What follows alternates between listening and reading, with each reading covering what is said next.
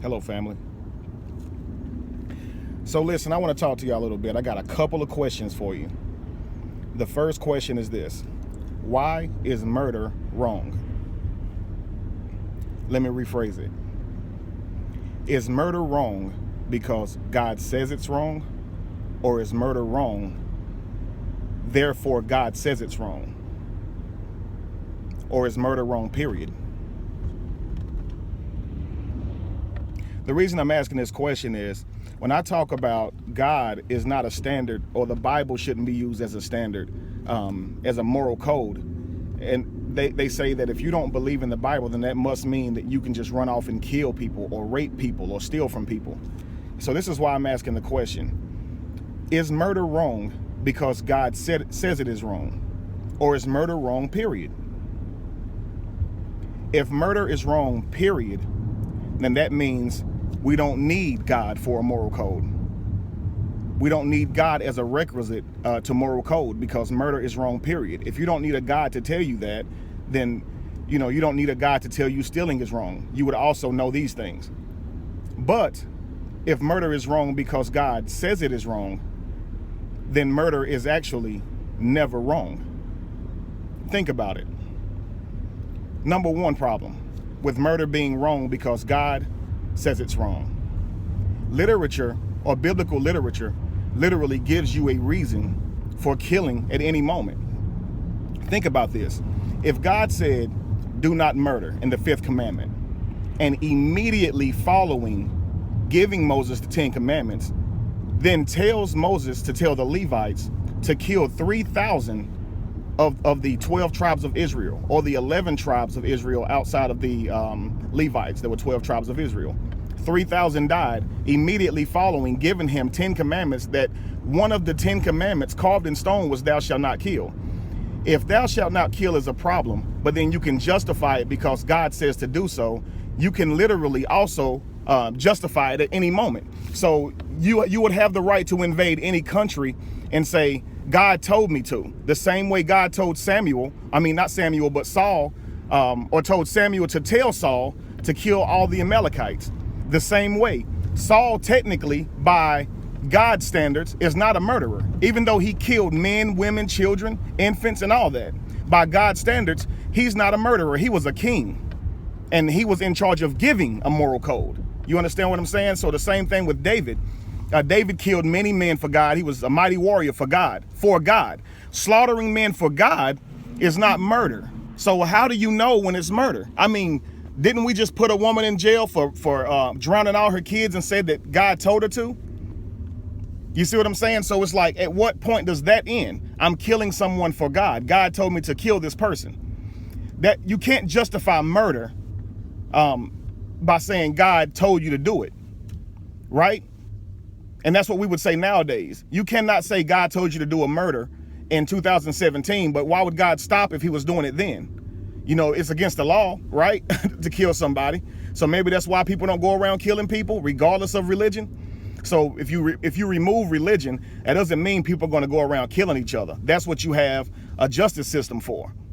You see what I'm saying? So I don't know. It's like we look at these things and we try to say, well, because you don't believe in God or believe in the Bible or the narrative in the Bible, then you must be a loose cannon. That's not true. So it's like I said, that if your number one problem is the fact that God told people to kill people immediately following telling people not to kill people, now you have to look at the fact that murder would also always be correct, because everything is a part of God's plan. So if you get murdered tomorrow, that was a part of God's plan. So it's always okay to justify murder, as it is a plan of God's. You see what I'm saying? So if I don't kill you, that was God's plan. If I do kill you, it was God's plan. Nothing happens outside of God's plan. Therefore, murder can never be wrong. You see what I'm saying? So if you were to say that murder is only wrong because God says it's wrong, that right there would not be a fair statement, because you have to look at, God himself and how he carried himself in the Bible. There's so many reasons to commit murder.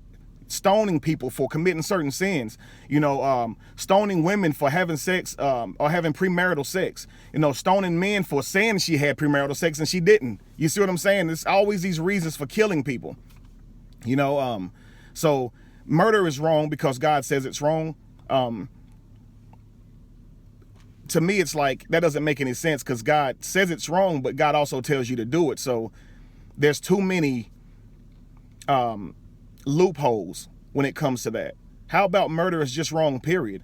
Regardless if it's over territory, if it's over money, whatever it is. How about it's not your right to take another person's life, period? See, the thing about people who don't subscribe to religion is, they don't believe in necessarily an afterlife. And, I would love to. And I said that in my last video, but we don't have proof of that. So I can't sit here and tell you that there's not more than this. I would venture to say that there is because we're here. And maybe I say that because that's outside of my understanding. And I've came to believe that whatever is outside of our understanding, we call God. So if you can't understand it, you call it God. And that's just simply what it is. I don't understand where we came from. So therefore I would call it, God or the universe or whatever. My thing is, if we are energy and we will go somewhere else, that is great. And that's amazing. I would love that. That'd be awesome, that we would never die and continue to just live on or whatever. Or Christians, whatever your belief is, if it's going to heaven, hey, I know the thought of that is great. But what I'm saying is none of us have saw these things. So that's the one thing we cannot prove as of yet. So I say that we got this one life. So by that moral code, you understand that each other person in this world has one life. And who are you to take their one opportunity at life on this earth? You see what I'm saying? Who are we to snatch that away from them if it's their one chance to live?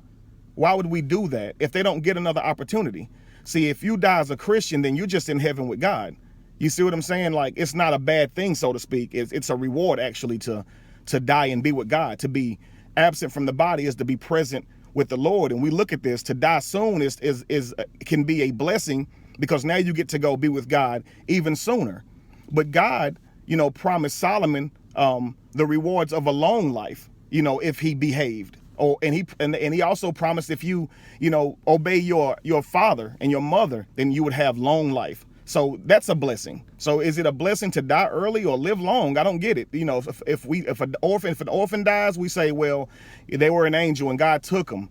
I don't know. I just choose to say, instead of saying that God himself planned to take somebody's life or not, people die. You know what I mean? So when I say that the earth is starving and many people on this planet is starving, when some throw away food, and I live in a place where that happens to be the case, we throw away food.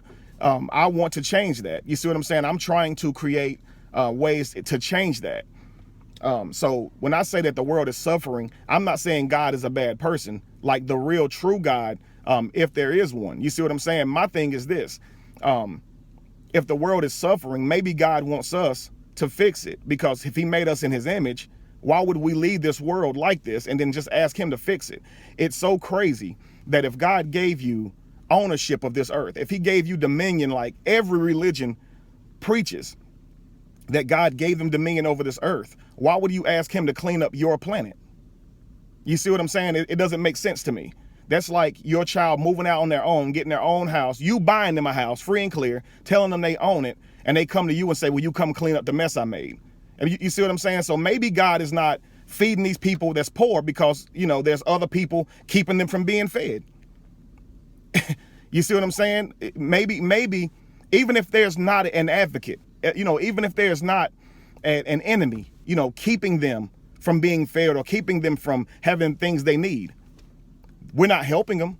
You see what I'm saying? So there's a problem no matter how you look at it. And my thing is this: if you understand that we have this one life, how can you go and be happy with your current life, and watch these people starve and suffer? Don't get me wrong. I'm not saying a person is wrong for purchasing any item that you want to buy. You see what I'm saying? I'm saying, but we all can do better to help these people that's starving. I mean, we have enough. They don't have anything. And I'm not even saying you personally have to give a lot. If everybody give a little bit, just imagine if everybody gave $1. You see what I'm saying? To an organization, $1, you wouldn't even miss that dollar.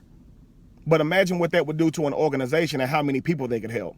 That's a lot better than asking a millionaire for $1 million when you have billions of people who can literally give $1 and change anybody's life in a day and keep the party going. You see what I'm saying? Like, to me, it's like when we see somebody in need, we immediately associate them and say, well, you know, I got needs, ain't nobody helping me. But it's like, when you look at the world from the point of view that I try to look at it in, it's like, you know, there's people who are doing worse off than you, and maybe you should focus on those people. And people who are doing better than you, maybe they'll focus on you in return. You see what I'm saying? But we have to start somewhere. Who are we to say, man, I can't give him nothing, I barely got enough for myself, when we really have more than enough? You see what I'm saying? And it's people who literally die of starvation, y'all. So, you know, I just say look at life from a different perspective. But anyway, I was just talking to y'all while I was on a drive, and you know, just I hope y'all hear my heart. You know, I'm not trying to debate a scripture right now. I'm saying literally, we think that if you don't believe in Jesus or Allah, you know, or any other religion, or subscribe to any of those religions, then you must be a bad person. That is absolutely not true.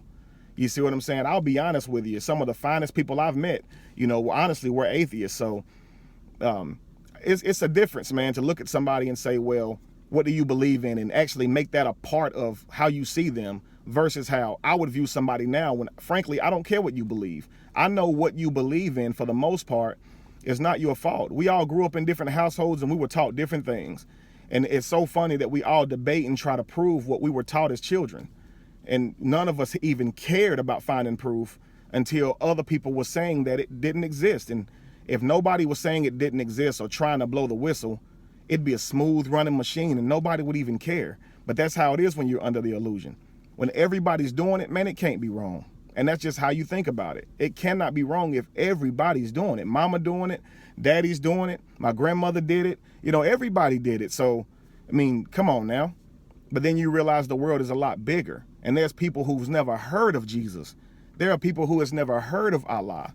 So it's just, you know, just imagine it, that an all-knowing God would give his son to die. Now, as long as the earth has already been going on and people have been living on earth, why would he let so many years, even if it's, you know, let's say if it's really 7,000 years, you see what I'm saying? Why would God let, 5,000 years go off the scale and people just die and go to hell or whatever without that, you know, ability to be forgiven, or just see a problem consist in war on top of war before you would even give your son to die? 5,000 years go by.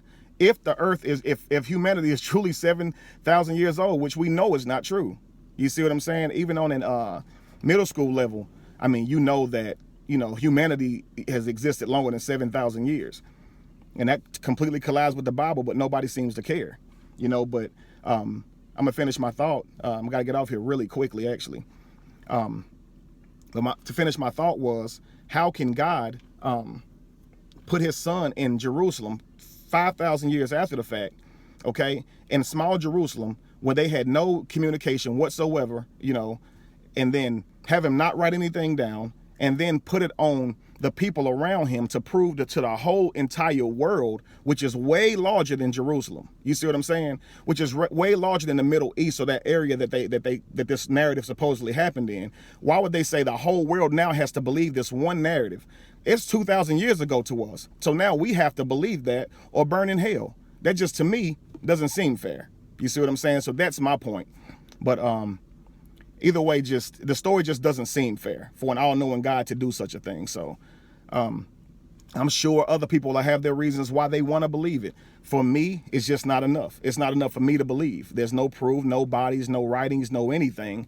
Can I say that 100% Jesus never, ever existed? You know, I cannot. But I can also say that I can't say 100% that Spider-Man never existed, that Superman never existed. You see what I'm saying? So if somebody tells this story long enough, people will be convinced that it's real. Look around you. Holla.